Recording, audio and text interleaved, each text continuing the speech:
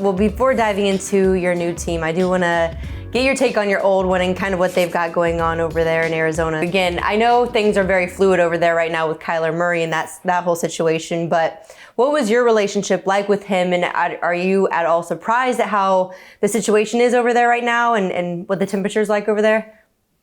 Me and Kyler had a great, relationship. I've known Kyler since high school, and we played 1 year together at Texas A&M, and we've been close ever since. And had a great bond in Arizona, and had some great years together. And one thing I know about Kyler is he just wants to win, and he does everything he can, especially when he goes out there on Sundays, to put himself and the team, in the best position to win. So he's a passionate guy, and it all comes from wanting to be the best, and wanting to be able to come out on top every single Sunday. And so whatever he has to do, he's going to do it. Another former teammate of yours, Chase Edmonds, he recently said this about the culture for the Cardinals. He said some teams have that culture and some teams don't. And sometimes it starts from the top to the bottom. It takes its place. I feel like that's kind of what it was for us. So what are your thoughts on that? Did you share that same sentiment? Is that kind of the reason things always seem to fall apart down the stretch? Do you agree with him? I mean, in regards to, things falling apart down the stretch, you can't really pinpoint, what happened. I think it was a multitude of a lot of things, that we had been battling throughout the season. And ultimately, especially when you get to the playoffs, you need to be playing your best football. And so whether that's culture, whether that's injuries, whether that's we simply just didn't play good. It could have been, like I said, a multitude of a lot of things. But, that's for, them to go back and, deliberate and to be able to, analyze a little bit more to see where they can get better. And I'm sure they're going to do it. Moving on to your new team, the Jags. In all honesty, what enticed you with this team?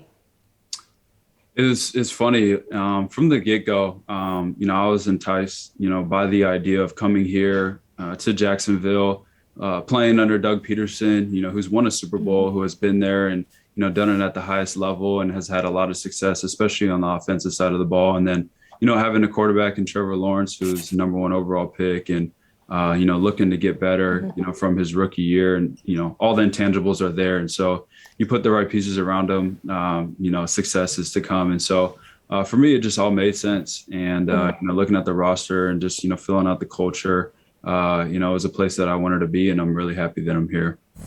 I really think this Jags team is one good draft away from really turning things around. So what's your expectation for this year and for this franchise going forward?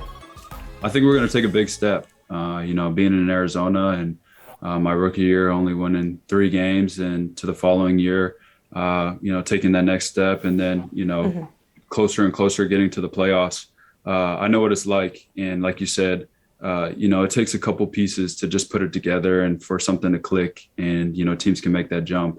You look at Cincinnati, not saying that that's going to be the case for us. It could be the case for, another team, but you can do it, and it is possible. So for us, it's just, focusing on what we need to do and, being great week in and week out.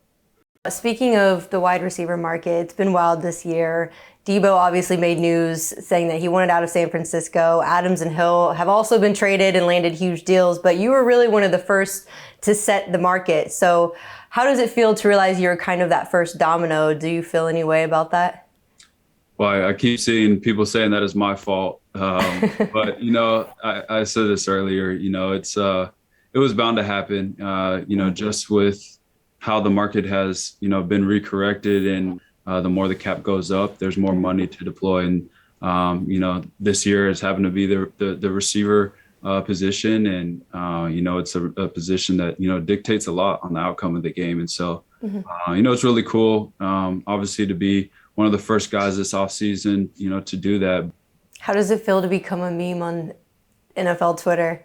Everyone's connecting dots to you right now. Are you like, oh my God? I know. I can't open my phone or social media without seeing something about it. But I mean, it's all, I don't take it to heart or whatnot. I know there's always going to be a reaction to everything, especially nowadays in the NFL and with social media and whatnot.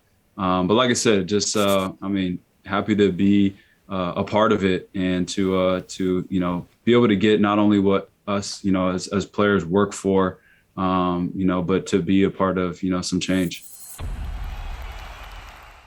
Hey, sports fans, if you want to watch more sports seriously, be sure to check out these clips right here. And make sure you're subscribed to the channel to see all the great content from us here at USA Today Sports.